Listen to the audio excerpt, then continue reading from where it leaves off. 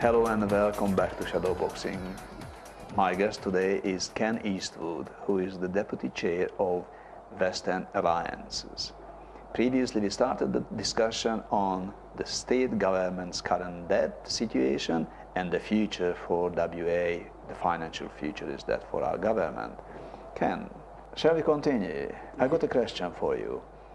How does it work with the government? So is Colin Barnett got a credit card or Troy Boswell and they just say, okay guys, sit down now, we should buy this thing and should invest in this or not invest but borrow money because we want to invest the money what we're borrowing, swipe the card, hands up, and it's done.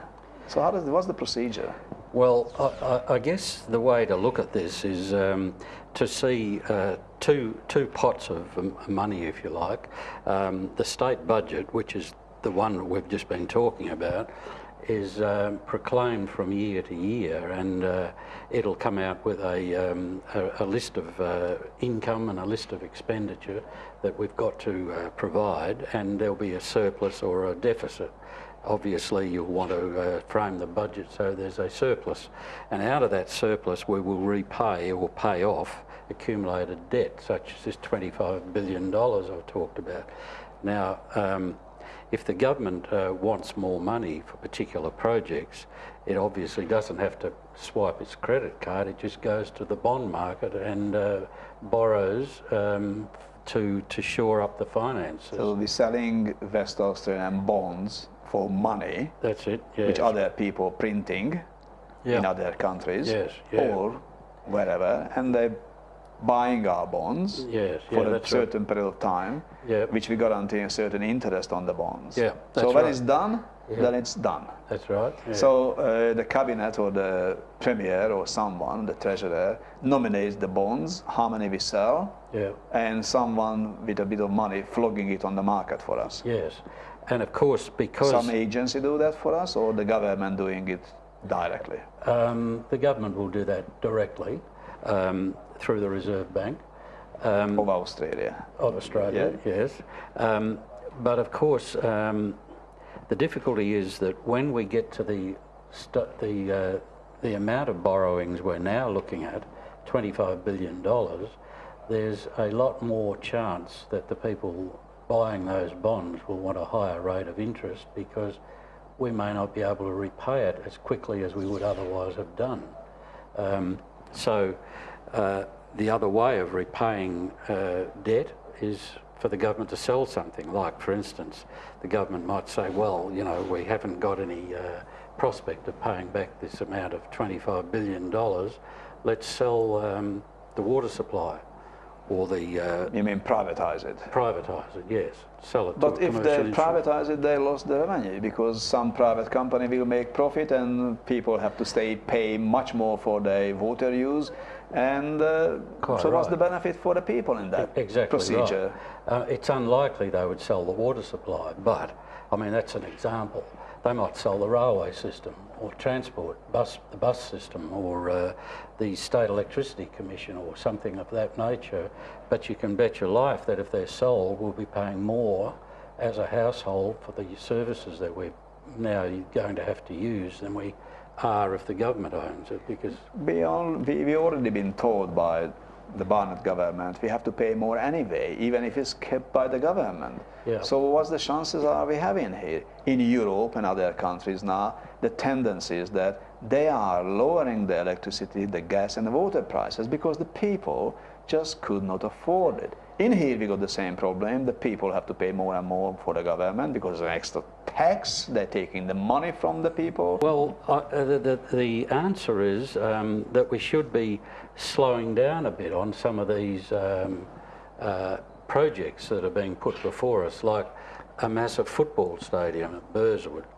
My question would be, well, I don't believe we can afford to do that at the moment with a debt already of $25 billion. The government have now, Mr Barnett has now said, well, we're not going to build that stadium, we're going to get some private enterprise to build it and we'll lease it back from them for 25 years.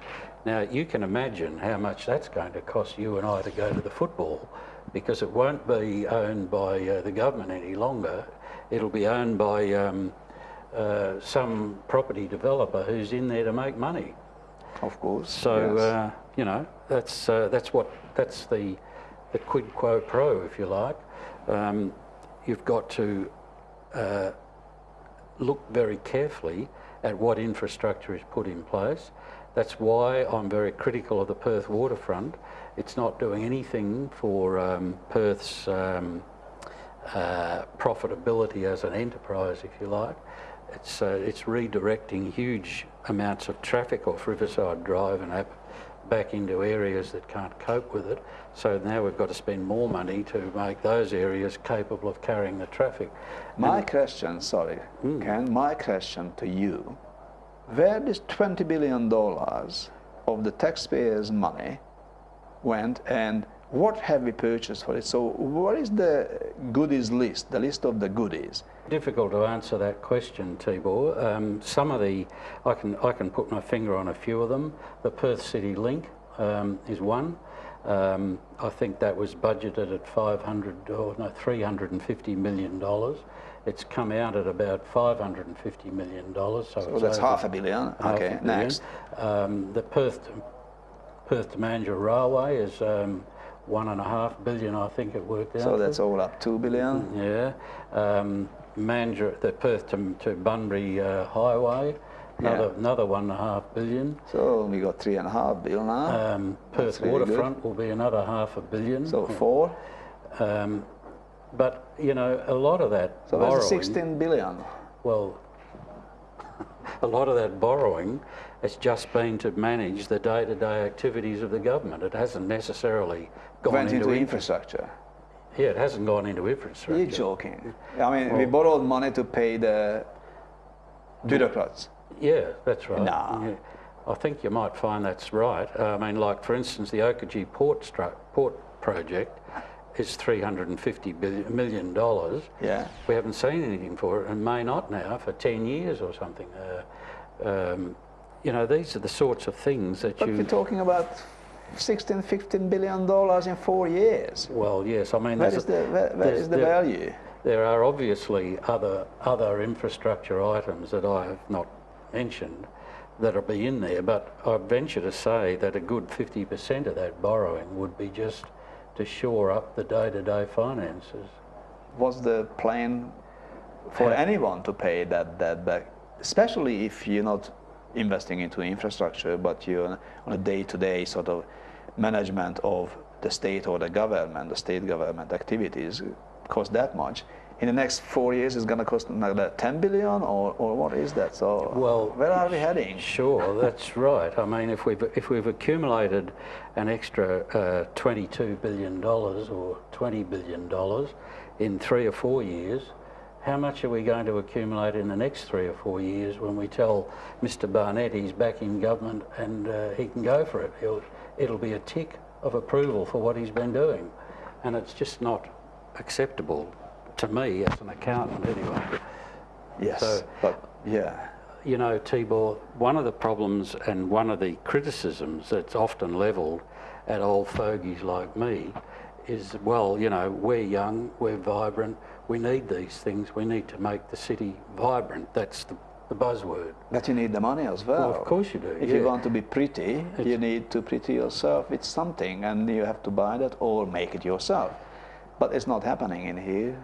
The government is not even building the stuff for themselves. Well, no. Well, they now come to the realisation that they can't build these things like the Burswood Casino because they haven't got the funds to do it, and they have limited capacity to borrow the funds at a reasonable interest rate.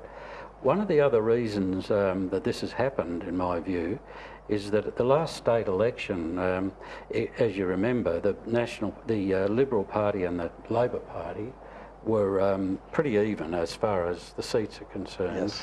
And whoever won government had to convince the National Party that they would join them to join. So one of the weapons that National Party used was to say to the government, right, if you're going to if you're going to take government and you do it with us as a partner, we want to introduce the royalties for regions. Now, that's all very commendable, but royalties for regions takes about 25% of the state revenue and spends it in the regions, and the 25% comes about because there are 22% of people in Australia, in Western Australia, population living in the country and in the region. So the argument is, well, we should have 25% yes. of it. Well, that's commendable, but the regions don't need things like Perth to Mandurah railways and Narrows bridges and 3 or 4 major hospitals and a major airport and all those sorts of things. So you can't just say it's proportionate. It's proportionate, no.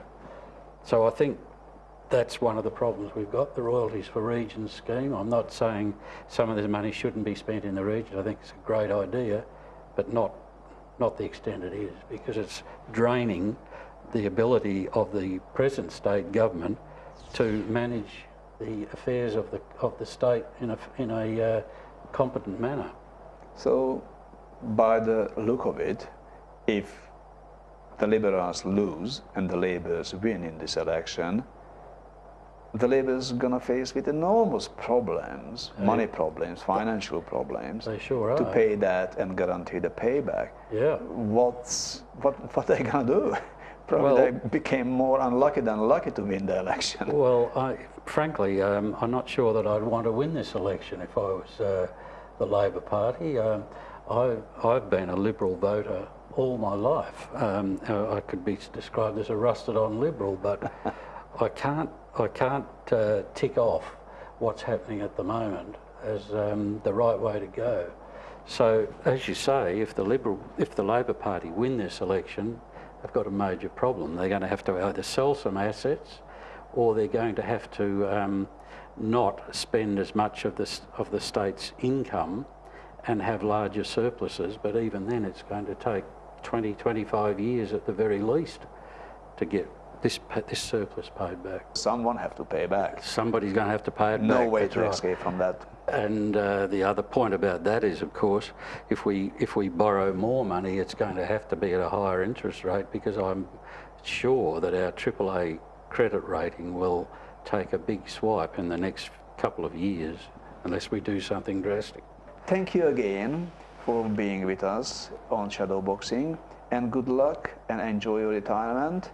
And you guys, thanks for watching Shadowboxing, and please come back next week, same time, same channel, Shadowboxing.